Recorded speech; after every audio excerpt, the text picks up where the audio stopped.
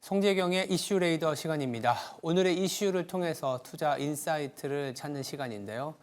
송재경 디멘전 투자자문대표 나와 있습니다. 안녕하세요. 네, 안녕하세요. 네, 어느새 또 한 주가 다 흘러가고 있습니다. 간밤에 미증시 특징을 보니까요, 엔비디아만 올랐더라고요. 맞습니다. 어떻게 보셨습니까? 이게 일단 우리나라가 대단하다. 사실 엔비디아 때문에 어제 우리나라 시장이 훈풍이 불 거다라고 다들 대충. 우리나라가 항상 선행적으로 움직이네요. 그래서 그러니까 생각보다는 어제 우리나라 시장이 매우 냉정했지 않습니까? 그러네요. 예, 정확히 SK 하이닉스 정도만 반응하는 대형주 중에는 그런 거에서 좀 특이하다. 왜 이렇게 냉정하지 이렇게 봤는데 아니나 다를까 어제 미국 시장 자체도 정말 엔비디아 빼고 그러니까 사실 전 업종이 다 빠졌거든요. 맞아요. 예, M7에서 엔비디아만 빼고 그러니까 결론적으로는 시장이 아마 저희가 며칠 전에 저희가 미국의 정보기술 쪽의 밸류에이션이 목에 차서 상당히 정말로 실적들이 잘 나오지 않고서는 앞으로 주가가 추가 올라가기가 만만치 않은 상황이다 그랬는데 역시 시장에서도 그것에 대한 경계심이 좀 커졌다는 걸 첫 번째 확인할 수 있었고요. 네. 두 번째로는 어제 역시 실물 경제의 좋은 소식은 주식시장에는 나쁜 소식이다라는 것이 다시 한번 증명이 됐다. 결국 어제 S&P PMI 자체가 이제 4월달께 발표가 됐지 않습니까? 5월달께 발표가 됐는데 네. PMI 자체가 아마 25개월 만에 가장 높게 상승을 했어요. 그러니까 결국은 앞으로 경기가 확장된다라는 좋은 소식이었는데도 불구하고 이것이 51.3에서 54.4로 아마 단일 월간 기준으로는 가장 큰 폭으로 미국의 제조업이 많이 뛰어오른다라는 건데 네. 이것 자체가 오히려 시장에서는 이러면 연내 금리 인하는 물 건너 가고 그러다 보니까 이제 시장 금리가 다시 재상승하고 그래서 대표적으로 어제 부동산 업종이 가장 많이 빠지는 모습을 또 보여주기도 했습니다. 결론적으로는 지금 시장에서는 추가적으로는 금리 인하 같은 그러한 자본시장이 좋아하는 호재가 나오지 않고서는 오히려 실적이 그러니까 그런 경기가 좋아지는 것에는 큰 점수를 주지 않는다는 측면이 어제 시장에서 좀 발견이 됐다. 이렇게 정리해 볼 수 있을 것 같습니다.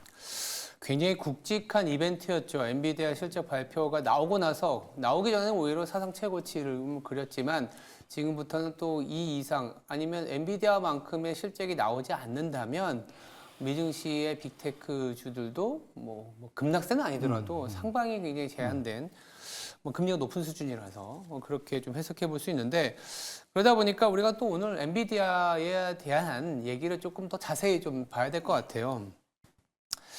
이슈도 엔비디아를 갖고 오셨는데 최근에 누가 뭐라 그래도 AI 열풍의 주도는 엔비디아고 엔비디아를 부정하시는 분들은 없는 것 같습니다만 지금 그래도 이럴 때 약간 그래도 좀 석연치 않은 부분들도 있을 것 같거든요. 어떤 게 좀 있을까요?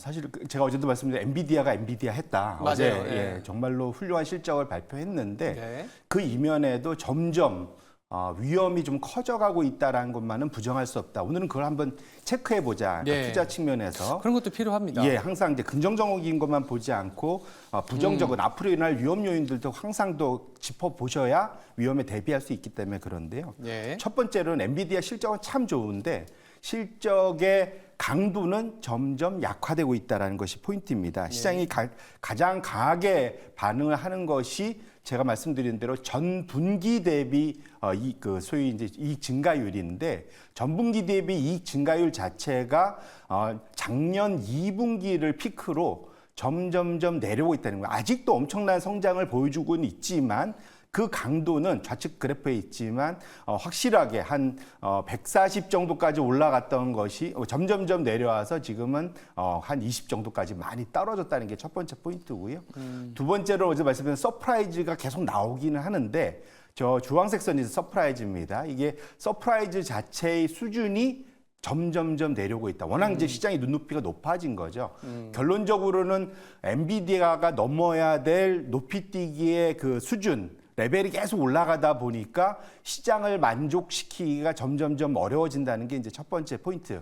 이걸 좀 기억하실 필요가 있고요. 예. 두 번째로 지금 우리가 체크해야 될 거는 엔비디아가 높은 밸류에이션을 받고 있지만 소위 대형 고객사들의 매출에 차지하는 비중이 여전히 너무 높다라는 겁니다. 이게 이제 우측에 있는 것이 바클레이즈의 이제 크레드 애널리스트가 분석한 것에서 제가 따온 건데 네. 보시면 마이크로소프트, 메타, 아마존, 알파벳 그러니까 델 테크놀로지 이 정도 한 5개, 그다음에 최대 한 6개 정도 되는 데까지 해서 매출이 50%가 나온다는 거예요. 이게 이제 어찌 보면 되게 좋은 거죠. 정말로 내노라는 기업들에 다 지금 납품하고 있으니까 좋다고 볼 수도 있는데 거꾸로는 저기서 한두 군데만도 빠져도 엄청난 타격을 입을 수 있다는 거죠. 결국 이것이 B2B 기업들의 이제 숙명인데 기업을 대상으로 하는 기업들의 지금 메타, 아마존, 알파벳은 공공연하게 자체적인 GPU, 자체적인 AI 칩을 지금 개발하고 있고 설계가 완성되고 나면 상당 부분 물량을 빼갈 거라는 것이 공공연한 사실입니다.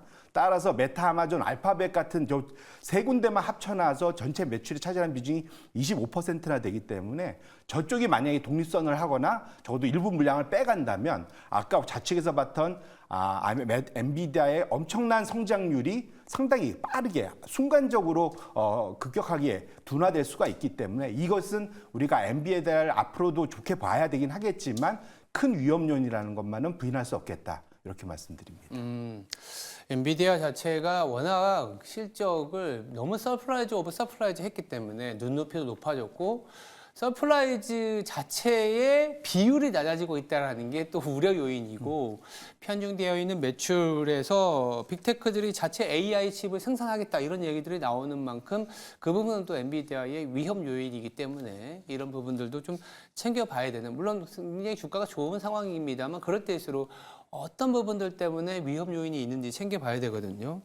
그렇다면 우리가 또 AI 얘기를 하고 있는 상황이기 때문에 우리가 이렇게 엔비디아 내에서도 이렇게 서프라이즈 비율이 좀 떨어지고 높은 기대감이 좋은 건 맞지만 약간 좀 기대가 너무 높아진 거를 맞추기가 어려운 상황을 좀 다른 분야도 좀 챙겨보면 우리가 AI 하면은 이 오픈 AI 관련된 얘기를 안 할 수가 없거든요. 챗 GPT의 대명사지 않습니까? 그 얘기들이 좀 최근에 좀 별로 없어요. 어떤 상황인지가 좀 궁금합니다, 지금. 이게 아마 그러니까 2022년 그 12월경에 저는 이제 챗GPT를 처음 발견하고 저도 깜짝 놀랐었는데 맞아요. 그때는 정말로 전 세계가 경악을 했죠. 이게 AI 맞아? 그 전에 AI와 완전히 다르게 저희랑 대화가 가능하다는 거, 사람처럼 말한다는 거, 거기서 엄청나게 경악을 했었는데 결국 오픈 AI가 이런 AI 투자 열풍, 광풍을 일으킨 최대 주역입니다. 지금 전 세계 그런 챗 GPT가 소위 그 대화형 또 생성형이라고 표현하죠. 생성형 그 AI의 전체의 그러한 소위 그 트래픽이라고 하죠. 이걸 다 끌어가고 있는데 중요한 포인트는 작년 여름을 필두로 상당히 큰 박스권에 갇혀져 있다라는 거죠. 그래서 그 차트를 좀 두 번째 차트를 열어봐 주시면 이게 챗 GPT의 이제 밑에 주황색 선이 미국 내의 그런 그 오픈 AI 쪽의 챗 GPT의 트래픽이고요. 요거는 PC로 접속하는 거, 그 다음에 핸드폰, 모바일로 접속하는 거 다 합친 겁니다. 그런데 지금 전 세계를 합친 것도 보시면 작년 여름에 피크 17만 정도를 17억 뷰를 찍고 상당히 좀 일부 하향을 했다가 최근 들어서 이제 올라가긴 하는데 이전만큼 그 강도가 세진 않죠. 가장 최근에 혹시 뉴스 들어보셨는지 모르겠지만 챗 GPT-4.5라는 것이 이제 발표가 나왔죠. 됐습니다. 네. 엄청나게 이제 막 다양한 무슨 예술적인 것까지 구현을 하고 있는데 이것 때문에 5월달 수치는 저게 업데이트가 안 됐는데 저게 3월달까지입니다. 5월달에는 이제 20억 뷰를 좀 넘어섰다라는 얘기가 나오긴 있는데 전반적으로는 이제는 제가 그래서 큰 박스권이라고 말씀드린 이유가 처음에는 너무너무 깜짝 놀랄 정도의 그런 성장, 트래픽 성장이 있었지만 최근 들어선 그 성장폭이 상당 부분, 일정 부분은 좀 둔화되고 있는 것만은 분명하다는 게 두 번째고 그 다음에 중요한 거는 사실은 그 소위 트래픽 성장률은 오픈 AI하고 워낙 세기 때문에 그렇기도 하겠지만 오히려 후발주자들의 성장률이 더 높다. 그래서 클라우드, 그 다음에 구글의 제미니, 이런 데의 성장률이 훨씬 더 좋게 나온다는 측면에서 AI 서비스를 하는 데들도 이제 경쟁이 본격화됐다는 측면에서 투자자들이 이제 누가 돈을 먼저 볼까 제대로 볼까에 대한 고민들이 같이 시작되고 있다라는 것이 두 번째 포인트다 이렇게 말씀드립니다. 초반에는 진짜 엄청난 관심을 끌어왔는데 지금은 경쟁제도 있고 그리고 어떻게 보면 초기의 관심 이상으로 확산이 되는 게 아직은 조금 더디다라고도 볼 수 있는 상황인데 어쨌든 최근에 챗GPT-4.5가 발표되면서 그래도 다시 좀 높아지지 않겠냐라는 이건 좀 지켜봐야 됩니다. 아직 나오진 않아서.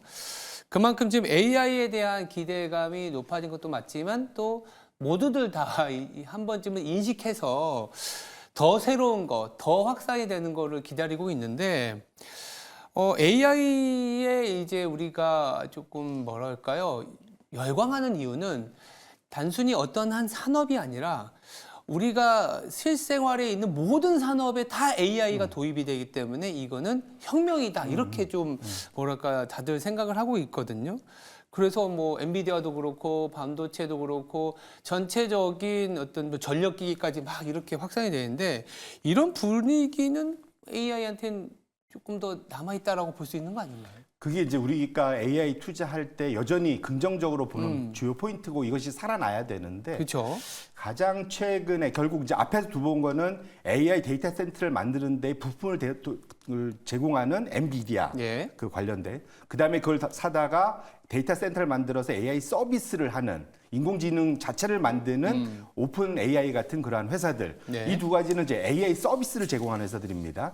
근데 문제는 이걸 도입해다가 이것을 실제 자기네 비즈니스에 응용하는 회사들이 어떤 생각을 하느냐 결론부터 말씀드리면 잘 모르겠어. 잘 모르겠다. 이게 남들이 하니까 우리가 급하니까 가는데 이거 투자해갖고 돈을 정말 제대로 벌지에 대해서는 잘 모르겠어가 지금까지의 답변이라는 거죠. 그래서 5월 초에 가트너 대표적인 이런 IT 관련된 컨설팅 회사로 되게 유명하죠. 여기에서 미국, 영국, 독일에 이 AI를 도입을 하고 있거나 예정하고 있는 700개 주요 기업들의 소위 정보 담당 최고 임원, CIO들한테 다 물어봤습니다.